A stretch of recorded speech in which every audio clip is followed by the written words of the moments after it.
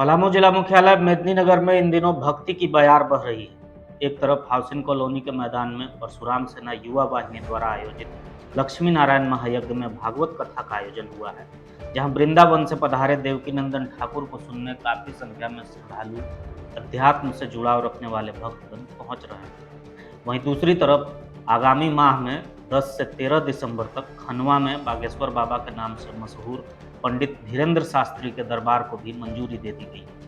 आपको बता दें, धीरेन्द्र शास्त्री का झारखंड में यह पहला कार्यक्रम है जिसे पलामू जिला प्रशासन की ओर से हरी झंडी दी गई है। लेकिन जिस प्रकार से पिछले कई महीनों से इस कार्यक्रम को लेकर अड़चन थी, अभी भी पूरे तरीके से ये अड़चन दूर नहीं हो पाई है। पलामू जिला प्रशासन की ओर से जो अनुमति दी गई है, उस अनुमति में जिन निर्देशों का जिक्र किया गया है, उन निर्देशों के मुताबिक कार्यक्रम करना संभव नहीं है।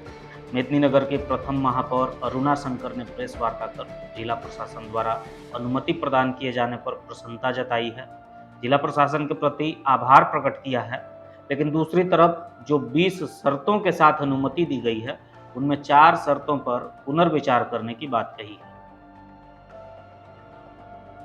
उन्होंने बताया कि चारों शर्तों पर पुनर्विचार के लिए वो जल्द ही पलामू उपायुक्त से मिलेंगी।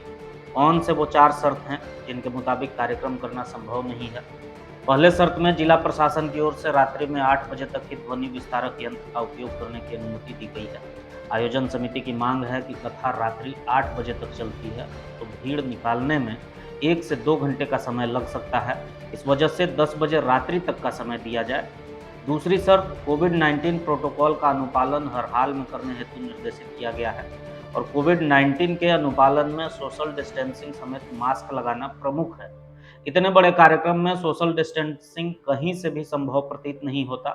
आयोजन समिति के अनुसार शहर में या फिर पूरे राज्य में हो रहे कार्यक्रमों में भीड़ की स्थिति को देखकर यह अनुरोध किया गया है कि संभवतः राज्य में कोविड प्रोटोकॉल समाप्त हो चुका है और इस शर्त को भी समाप्त कर अनुमति प्रदान की जाए। बाबा बागेश्वर के कार्यक्रम की स्वीकृति में तीसरा शर्त जो दिया गया है, उसमें लिखा गया है कि शहर और आसपास के इलाकों की ट्रैफिक व्यवस्था की जवाबदेही आयोजन समिति की होगी।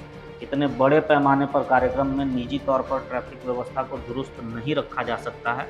ये कार्य प्रशासनिक स्तर पर करवाया जाए, इसका अनुरोध किया जाएगा।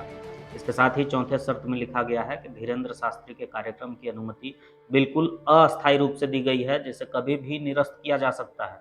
इस शर्त को भी सुधारते हुए बाकी सभी 16 शर्तों के उल्लंघन होने की स्थिति में कार्यक्रम को निरस्त करने की अपील की जाएगी।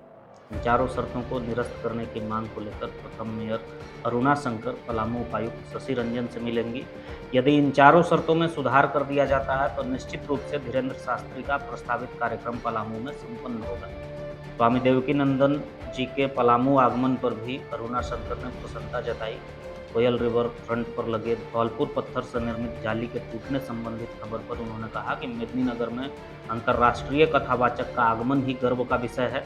इतने बड़े कार्यक्रम में हजारों की भीड़ में यदि जाली टूट भी गई है तो ये कोई बड़ी बात नहीं है। व्यक्तिगत राशि से 15 दिनों के अंदर उसे बनवाने की उन्होंने बात कही।